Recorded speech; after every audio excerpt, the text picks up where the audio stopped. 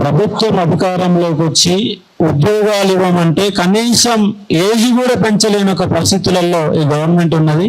ఇక్కడ తక్షణమే జియో నెంబర్ 30ని సవరించి 34 సంవత్సరాల నుంచి 46 సంవత్సరాలకు మీరు గతంలోనే ఇచ్చి ఉన్నారు, దాన్ని ఎక్స్టెండ్ చేయమని డిమాండ్ చేస్తున్నాం. ఇంకోటి ఏంటంటే గవర్నమెంట్ అధికారంలోకి వచ్చినాక ఏ ఎగ్జామ్ కూడా మీ ఫీజు తీసుకోకుండానే అప్లికేషన్ తీసుకుంటామని చెప్పారు. ఇవాళ పొల్యూషన్ కంట్రోల్ బోర్డు అన్ని ఉద్యోగాలకి 1000 రూపాయలు ఫీజు తీసుకుంటున్నారు. 200 కూడా తీసుకోమని చెప్పిన వాళ్ళు ఇలా 1000 రూపాయలు తీసుకుంటున్నారు. ఎగ్జామ్ ఫీజులు కూడా చాలా పెంచారు. ఈ కాంగ్రెస్ గవర్నమెంట్ అధికారంలోకి వచ్చినాక నిరుద్యోగులకు ఏమీ చేయలేదు. ఇది ఉన్నటువంటి వాస్తవం. రేపు రాబోయే నోటిఫికేషన్లో అయినటువంటి ఎస్ఐ కానిస్టేబుల్కి ఖచ్చితంగా కానిస్టేబుల్కి గతంలో ఇచ్చిన మాదిరిగా 32 సంవత్సరాల ఏజ్ లైసెన్స్ ఇవ్వాలి, 32 ఏళ్ళ వరకు అప్పగిస్తున్న అవకాశం ఇవ్వాలా. ఎస్ఐకి 35 ఏళ్ళ వరకు అవకాశం ఇవ్వాలి. గతంలో ఇచ్చినటువంటి నిబంధనలు కొత్తగా ఇచ్చేదేమి కాదు. అదేవిధంగా వచ్చే గవర్నమెంట్కు వచ్చే నోటిఫికేషన్ చూడాలి. అదేవిధంగా లాంగ్ జంప్ కూడా 4 మీటర్లు కాకుండా 3.8 మీటర్లకు తగ్గించి నోటిఫికేషన్ ఇవ్వాలి. అలాగే రేపు రాబోయే ఎస్ఐ కానిస్టేబుల్ నోటిఫికేషన్లో కానీ గ్రూప్ 2 గ్రూప్ 3లో కానీ జియో నెంబర్ 46 లేకుండా తొలగించి నోటిఫికేషన్ ఇవ్వాల్సిన అవసరం ఉన్నది. చాలా మంది ఏమంటారు అంటే 34 ఏళ్ళు వచ్చినాక ఇంక ఎగ్జామ్లు ఏం రాస్తారు, మీరు ఏం ఉద్యోగాలు కొడతారు అంటున్నారు. మీరు పోయినసారి 2018లో గురుకులాలు చూడండి, మొన్న జరిగిన గురుకులాల ఎగ్జామ్ చూడండి. దాదాపు మహిళలు 80% మంది మహిళలు గురుకులాలలో ఉద్యోగం కొట్టినటువంటి 80% మంది మహిళలు అందరూ 35-40 ఏళ్ళకు పైన ఉన్న వాళ్ళే ఉద్యోగాలు కొట్టారు. ఉద్యోగం కొట్టడానికి ఏజ్ అనేది అడ్డంకు కాదండి. ఎందుకంటే ఇవాళ నోబెల్ బహుమతులు పొందే వాళ్ళందరూ కూడా 60-70 ఏళ్ళ తర్వాత నోబెల్ బహుమతులు పొందిన వాళ్ళు ఉంటారు. కానీ 60-70 ఏళ్ళు అడగట్లేదు. కానీ 34 ఏళ్ళ నుంచి 46 ఏళ్ళ వరకు ఖచ్చితంగా పెంచాల్సిందే. ఎస్ఐ కానిస్టేబుల్లో కూడా ఏజ్ రిలాక్సేషన్ పెంచండి, నోటిఫికేషన్ జారీ చేయండి. 2.5 సంవత్సరాల నుంచి ఒక్క నోటిఫికేషన్ ఇవ్వకుండా కాలం గడుపుతూ నిరుద్యోగులను పట్టించుకునే విధంగా ఈ గవర్నమెంట్ తయారైంది. కాబట్టి మేము మహా ఉద్యమానికి పిలుపునిస్తాం. అవసరమైతే రేవంత్ రెడ్డి ఒక ఇల్లు ముట్టడి చేస్తాం, 1,00,000 మంది కూడగట్టి రేవంత్ రెడ్డి ఇల్లు ముట్టడి చేస్తాం. ఆయన అసెంబ్లీ ముట్టడి చేసినాం, సెక్రటరీ ముట్టడి చేసిన అయినా ఈ గవర్నమెంట్ కు దున్నపోతు మీద వర్షం కురిసిన మాదిరిగా ఉంది తప్ప పట్టించుకునే పరిస్థితి కనబడతలేదు. నిరుద్యోగులు కూడా ఐక్యంగా మారాల్సిన అవసరం ఉంది. ప్రతి నిరుద్యోగం కూడా ఐక్యంగా మారితేనే. ఎందుకంటే మొన్న రాష్ట్ర రోడ్ రవాణా ఆర్టీసీ డిపార్ట్మెంట్లో 2 రోజులలో వాళ్ళకు వచ్చినటువంటి డిమాండ్స్ నెరవేర్చుకున్నారు. మరి నిరుద్యోగులు ఇవాళ 40-50 లక్షల మంది ఉన్నారు. ఈ గవర్నమెంట్ ఉద్యోగాల మీద నమ్మకం లేక, వీళ్ళు ఇచ్చే నోటిఫికేషన్ నమ్మకం లేక గతంలో 31,56,000 మంది తెలంగాణ పబ్లిక్ సర్వీస్ కమిషన్ పేరు నమోదు చేసుకుంటే మన 8 ఆప్షన్ చేసుకున్న వాళ్ళు కేవలం 7 లక్షలే ఉన్నారు.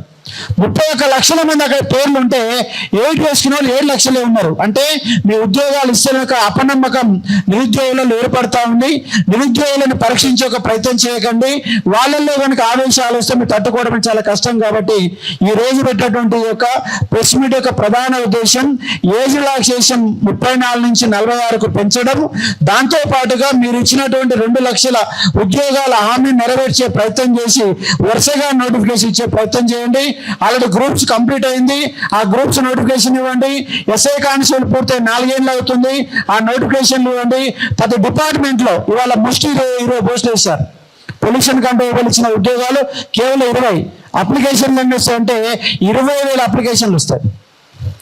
మనిషికి 1000 రూపాయలు అడుగుతున్నారు. ఇలా 2 కోట్ల రూపాయలు తెలంగాణ పబ్లిక్ సర్వీస్ కమిషన్ కి ఫీజుల రూపంలోనే వస్తాయి. తెలంగాణ పబ్లిక్ సర్వీస్ కమిషన్ కూడా నిరుద్యోగులు పట్టించుకోవడం లేదు. మేము మన టీఎస్పీసీ పోతే కనీసం పట్టించుకునే పరిస్థితి కూడా కనపడలేదు. ఒక డస్ట్బిన్ లాగా మార్చారని మేము క్వశ్చన్ చేస్తే దాన్ని మొత్తంగా రిపేర్ చేసి బాగా చేసే ప్రయత్నం చేశారు.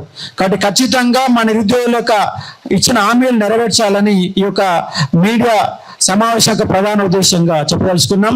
ఈ సమావేశానికి వచ్చి మా యొక్క సమాచారాన్ని ప్రభుత్వం చేరే విధంగా ప్రయత్నం చేసినటువంటి మీడియా మిత్రులకి, జర్నలిస్టులందరూ కూడా ప్రత్యేకంగా కృతజ్ఞతలు చెప్తాను. Thank you. ఇవాళ కాంగ్రెస్ గవర్నమెంట్ అధికారంలోకి వచ్చి 2.5 సంవత్సరాలు కావస్తుంది.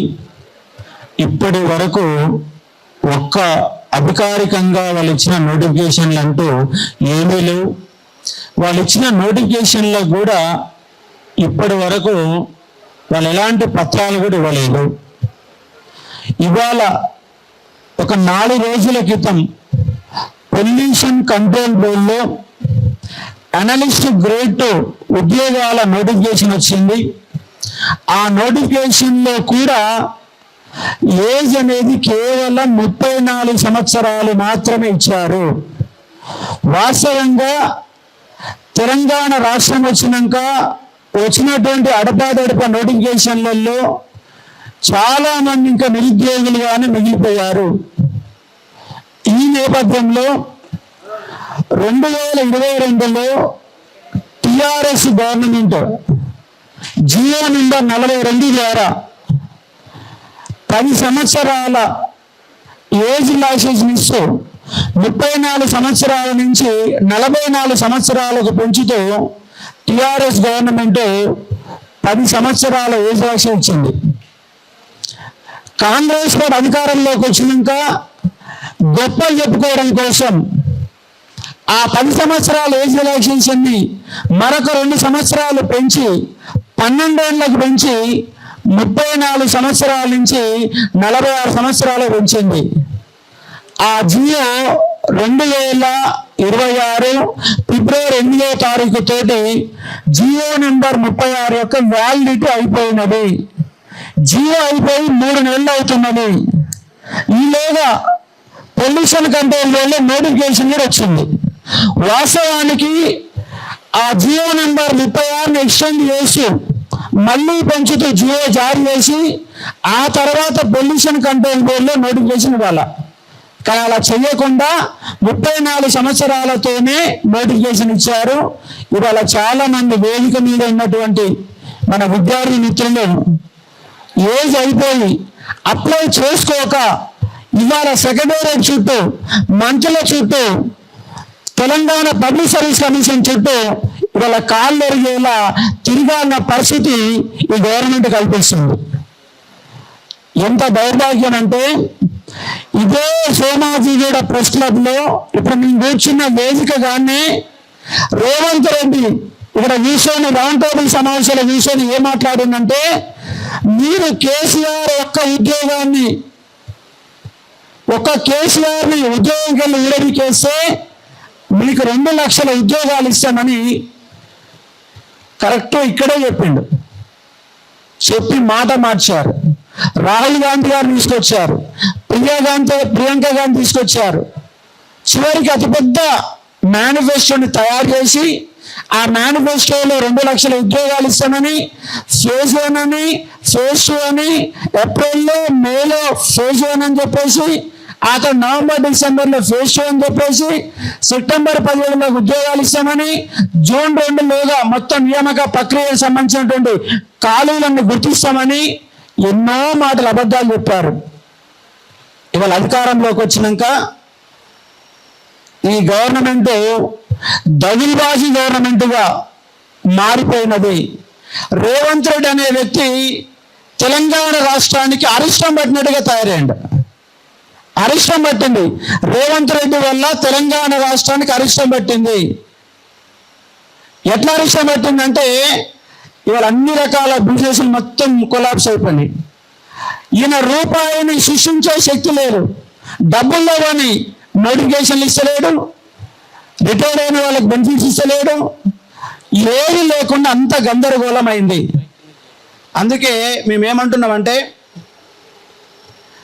ఈ రేవంత్ రెడ్డి ఏజ్ పెంచి మీరు ఇచ్చినటువంటి 2 లక్షల ఉద్యోగాల నియామకం కోసం రేవంత్ రెడ్డి ఇల్లుని 1,00,000 మందితో ముట్టడి చేయబోతున్నాం. 1,00,000 మందితో రేవంత్ రెడ్డి ఇల్లుని ముట్టడి చేస్తాము. ఎందుకంటే ప్రభుత్వాన్ని మొత్తం ఆయనే గుప్పెట్లో పెట్టుకున్నాడు. వాళ్ళ అధికారం మాటలు నడవట్లేవు, మంత్రుల మాటలు నడవట్లేవు. ఆయన మొత్తంగా సుల్తాన్గా మారిపోయి వ్యవస్థను మొత్తం భ్రష్టు పట్టించి తన కంట్రోల్లో పెట్టుకున్నాడు. విద్యాశాఖ ఆయనకన్నా పెట్టుకున్నాడు. దానికి సంబంధించి ఎలాంటి నిర్ణయాలు ఉండవు. హోంశాఖ ఆయన దగ్గరనే పెట్టుకున్నాడు. ఎలాంటి నిర్ణయాలు ఉండవు. ఇవాళ పోలీసు రిక్రూట్మెంట్ నోటిఫికేషన్ వచ్చి దాదాపుగా 4 ఏళ్ళు అవుతుంది. టిఆర్ఎస్ గవర్నమెంట్ ఏమో 2022లో నోటిఫికేషన్ ఇస్తే ఇవాళ 2026 వచ్చింది. ఆ గవర్నమెంట్ అయిపోయింది. వాళ్ళు ఇచ్చిన 15,400 ఉద్యోగాలకు సంబంధించి పత్రాలు మాత్రం ఇచ్చారు. గురుకులాలకి 9,000 ఉద్యోగాలు గత గవర్నమెంటే నోటిఫికేషన్ ఇచ్చి ఎగ్జామ్ పెట్టి అన్ని రకాల ప్రక్రియ పూర్తి చేసిన తర్వాత పత్రాలు మాత్రం ఇచ్చాడు. గ్రూప్ 4లో పత్రాలు మాత్రం ఇచ్చాడు. ఈయన కేవలం పత్రాల సీఎం మాత్రమే అయ్యిండు. వీళ్ళు అసెంబ్లీ సాక్షిగా 968 ఉద్యోగాలు ఇచ్చామని, దానిలో 50,000 ఉద్యోగాలు గత గవర్నమెంట్ జారీ చేసిన వాటికి పత్రాలు ఇచ్చామని, 17,000 ఉద్యోగాలు మేము ఇచ్చామని అసెంబ్లీ సాక్షిగా చెప్పడం జరిగింది. కానీ మీటింగుల్లోనేమో 50,000 ఇచ్చినాం, 60,000 ఇచ్చినాం, 70,000 ఇచ్చినాం, 1,00,000 ఉద్యోగాలు ఇచ్చామని చెప్పేసి ఆ రాజు పాట పాడారు. తీరా చూస్తే 2.5 సంవత్సరాలు అయింది, ఒక్క నోటిఫికేషన్ కూడా ఇంతవరకు జారీ చేయలేదు.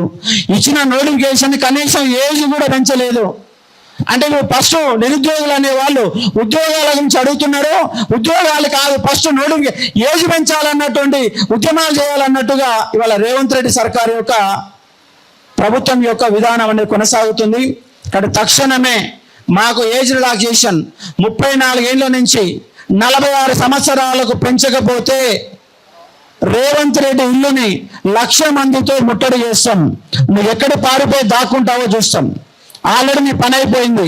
2.5 సంవత్సరాలలో అన్ని రంగాలలో వ్యవస్థ భ్రష్టు పట్టిపోయి రాష్ట్రంలో ప్రతి ఒక్కరు కూడా ఈ దరిద్రుడు ఎందుకు ముఖ్యమంత్రి అయ్యాడు, ఈ దౌర్భాగ్యం ఎందుకు ముఖ్యమంత్రి అయ్యాడు, ఈ రియల్ ఎస్టేట్ బ్రోకర్ ఎందుకు ముఖ్యమంత్రి అయ్యాడు అని తిరుగుతున్న ఒక సందర్భం ఉంది. ముఖ్యంగా నిరుద్యోగులు ఇవాళ 14 మంది పైగా ఆత్మబలిదానం చేసుకున్నారు. కానీ ఏ మంత్రి కానీ ఏ ఎమ్మెల్యే కానీ పోయి వాళ్ళు పరామర్శించిన వాళ్ళు లేరు, వాళ్ళు పట్టించుకున్న వాళ్ళు లేరు, నోటిఫికేషన్ నుంచి మాట్లాడే వాళ్ళు లేరు. వీళ్ళ ప్రతిపక్షం అట్లే తయారైంది, అధికార పక్షం అట్లే తయారైంది. కాబట్టి నిరుద్యోగులమంతా ఐక్యమై 1,00,000 మందితో రేవంత్ రెడ్డి ఇల్లుని ముట్టడి చేసి మా ఉద్యోగాలను ఖచ్చితంగా సాధించుకుంటాం. ఇక్కడ ఖచ్చితంగా ఏజ్ పెంచాల్సిన డిమాండ్తోని ఇవాళ ఈ సోమాజి కూడా వేదికగా అయాల పీసీ అధ్యక్షుడిగా ఉండి హామీలు ఇచ్చినట్టు ముఖ్యమంత్రిని నిలదీయడం కోసం ఇక్కడ మేము ప్రెస్ మీట్ పెట్టి ఇక్కడ మేము మా యొక్క ప్రభుత్వానికి విజ్ఞప్తి చేస్తూ ఉన్నాం. దీనిపైన మన నిరుద్యోగ మిత్రులు ఏజ్ 39 దాటిన వాళ్ళు కూడా ఇవాళ మొత్తంగా తిరుగుతూ ఉన్నారు. వాళ్ళు ఇప్పుడు వాళ్ళ యొక్క బాధని మీతో పంచుకునే ప్రయత్నం చేస్తారు.